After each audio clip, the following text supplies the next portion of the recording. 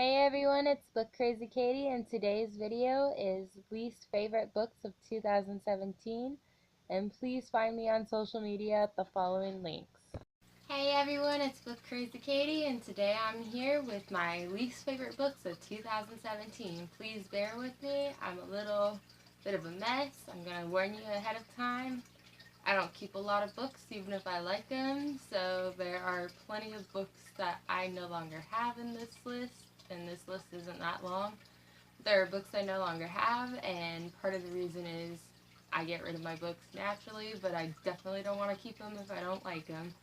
And so I have some on my Kindle, and then I have at least one physical copy.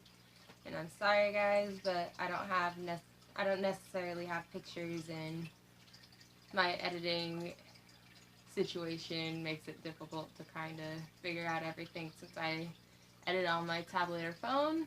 So please bear with me, and I hope you guys enjoy. But these are my least favorites from 2017, which, by the way, there wasn't a ton of books that I absolutely disliked or hated. I had two on this list will be from 1-star category, and then the remaining 5 will be from the 2-star category. So please bear with me. So number 7 on my list was Three Dark Crowns, and you guys might be by Kendara Blake. You guys might be looking at me like, how did you not like that book? It was such a highly rated book. However, for me, I felt that it was really highly or overly hyped, and I was expecting this thing, and this was something that I had actually seen before I even started seeing raves about the book on BookTube. I was seeing it on Goodreads and had read the plot summary myself, and it sounded very fascinating. Kendara Blake has really awesome writing style. I think in a different book with a different storyline, I might really enjoy the book. However, I was expecting this epic tale of these 3 sisters fighting for the crown, fighting to death, or that they were supposed to. I didn't necessarily think they were actually going to kill each other. I just thought there was going to be fighting involved, and that somehow they'd get to know each other and kind of discover these secrets within the society, showing why they shouldn't fight. And instead what was delivered was a bunch of, oh, I'm so powerless, I can't do anything, my powers don't work, they want me to kill my sister. Ooh, boy. Must focus on boy. Don't care about my sisters. But one day I'm gonna have to fight them to death. Oh, and we won't see any action until the very last bit, and even then it's not quite the sisters fighting each other. So that's my reasons why Three Dark Crowns didn't work. And by the way, I'm starting from the least worst to the worst. So, this is one of my 2-star books. And I read it pretty early in the year, too. And then the next book that is on this list is Stuff I've Been Feeling Lately by Alicia Cook. And if I had my phone, I would bring it up on my phone because I have it on Google Books. But however, it's a white book with black sketching, and it is a tape cassette, 80s, 90s tape cassette. I think I might have one pretty close. Yeah, seriously, like a cassette, and it has the title of the book and the author. And it's this poetry selection, and for the most part, I felt like it was pretty amateurish. I ended up reading a little bit about it, and it turns out that Alicia Cook wrote the thing very quickly and kind of did it as a money plot kind of thing. And there's only a couple poems I really related to. I like side A more than side B, which I know a lot of people like side B, which was the blackout poetry. So basically she took all the poems from side A and she crossed off most of the words and then made new poems out of the existing poems on side A. And I wasn't very impressed by it. I felt that the writing was lacking. it didn't really strike an emotional chord with me for the most part. And instead of being about addiction, I felt like it had more to do with like love and stuff. Like I didn't really see the addiction like point of view that it claimed to have. So it was underwhelming for me. And then number 5 was The Face on the Milk Carton by Carolyn B. Cooney. And I actually have a review for this video, so if you want to know why I disliked it so much, you can see that. But basically, when I was a little girl, I had watched a made-for-TV movie based on the book, and I think maybe actually based on the whole series, considering what I got from the first book, which doesn't get that much into the movie. And so I was very kind of disappointed. Blah, blah, blah. I was very disappointed in it, and I thought I was going to get more than I did. And so, like, I really didn't get that. And I had a hard time connecting with the main character, Janie. Like, she didn't really seem to, like, think things through very well or rationalize things. And instead of, like, bringing adults into the situation, when she thought that her parents had, like, kidnapped her, she just, like, kept everything to herself and brought, like, her boy interest into it. And so, that, unfortunately, didn't go as well as I was hoping. I was really excited when I found it at the thrift store. I was like, yes! I love this movie, blah, blah, blah, and just didn't end up living up to what I was hoping for. Which you're gonna find on a lot of my least favorite books. That's pretty much what happened, is they didn't live up to what I was hoping for.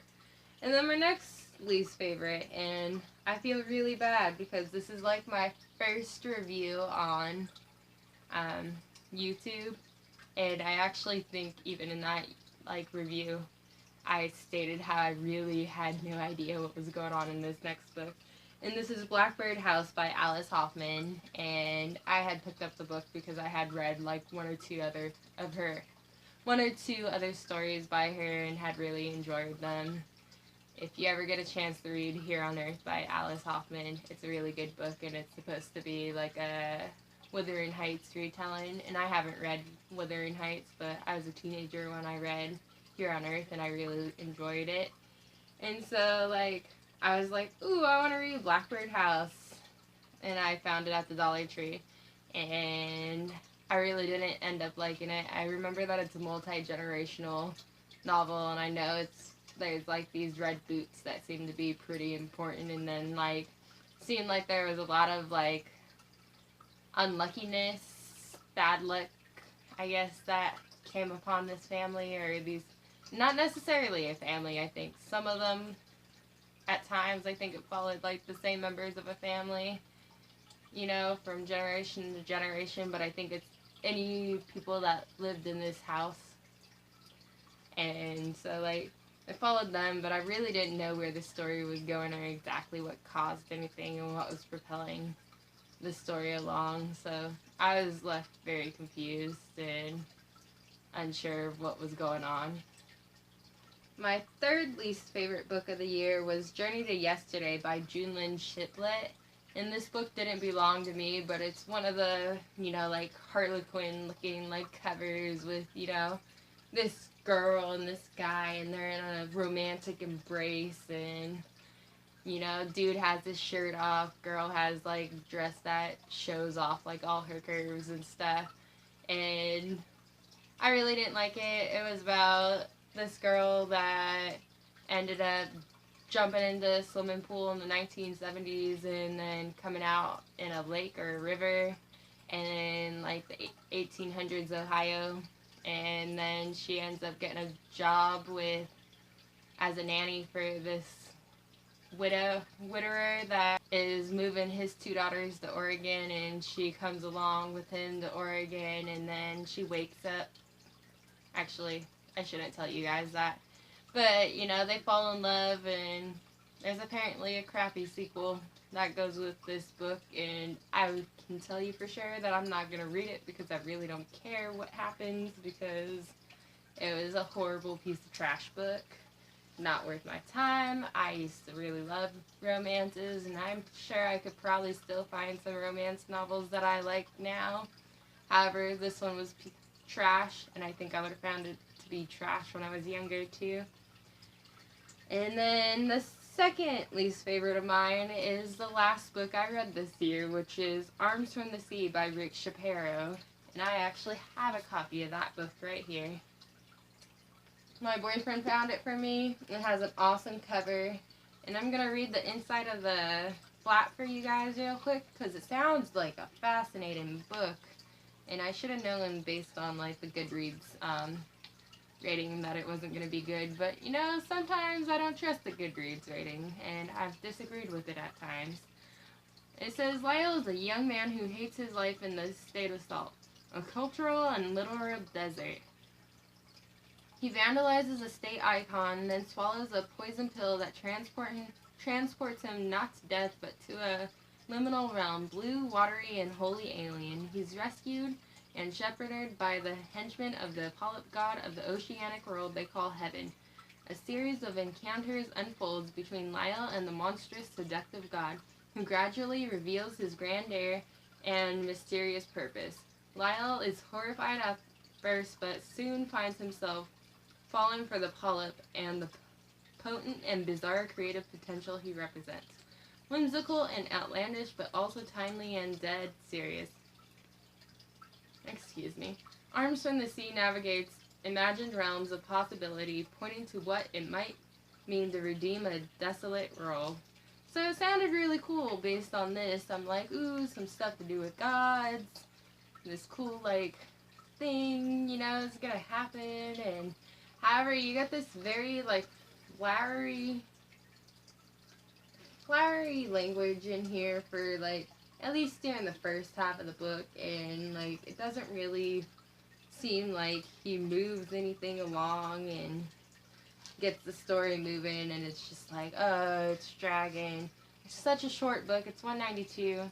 I was trying to see if I could find like a free audiobook version of this, because there's an app for it, and on the app you can, like, it shows more trippy artwork like this, and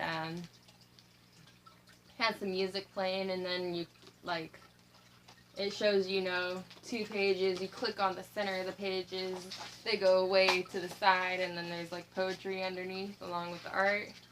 And I ended up not, like, I was thinking, oh, every few chapters I'll look at, you know, the app and check out these poems.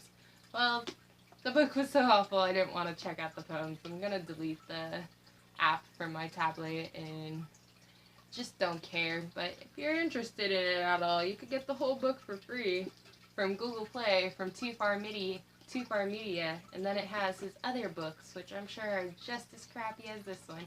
And it turns out that while I was looking for this, I had seen that apparently these books that he writes, Shapiro, are given away on college campuses for free, and most, from what I've seen, college students that have actually picked it up and decided to read it have hated it. So, something for you to think about, but pretty awful.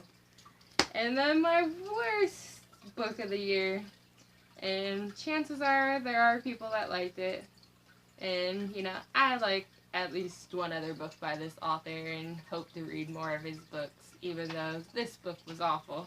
And surprisingly, he won, I want to say, the Nobel Prize in Literature for this book. And that would be The Winter of Our Discontent by John Steinbeck. And so apparently it's not going to let me just look at the actual cover. I tried to go back, but yeah. The Winter of Our Discontent by John Steinbeck. And I can't really remember much about this book other than it deals with a grocery store and there's a moral dilemma that he deals with. And one thing I can remember particularly about this story, it's not particularly long, but the sentences seem to go on forever, and I just stopped caring very quickly, and the book dragged.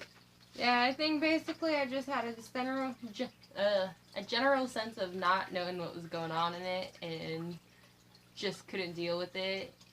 I just know that dude had owned the grocery store, and then his family, and like his family had been the richest family, and they lost it, and then like somebody else owned the grocery store, and I don't know if he was like cheating the person, and he was working for that grocer in the store his family used to own, but like I think somehow he ends up cheating like the current grocer to buy the store, or he robs a bank. I was really unclear on what actually happened, and so yeah, I just left the story very like confused and not knowing exactly what happened.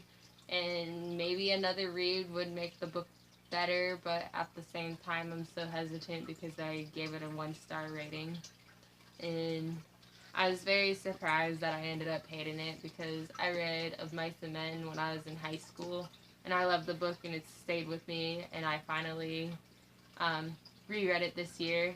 I did. I reread it through audiobook and still love the book, and you know, knowing what happened at the end had gripped me and I loved it, but unfortunately those were my least favorite books. But I am pretty satisfied to say that out of books I absolutely disliked or hated, there were only 7, and only 2 of them were 1-star reads, and then the other 5 were 2-star reads, and there's probably some 3-star reads that are pretty in there, but like there's times that I'm a little generous with my rating system, or maybe sometimes I'm a little unfair with my rating system. It kind of depends if there's some redeeming or more detracting qualities to a book, and usually I'll give a reason why I might upscale or downscale a rating. So if you're ever curious, check out my Goodreads, and usually I'll explain a little bit, or check out my reviews if I end up doing a book review on a certain book.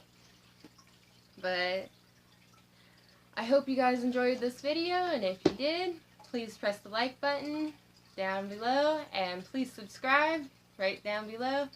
I hope to see you guys again. Bye!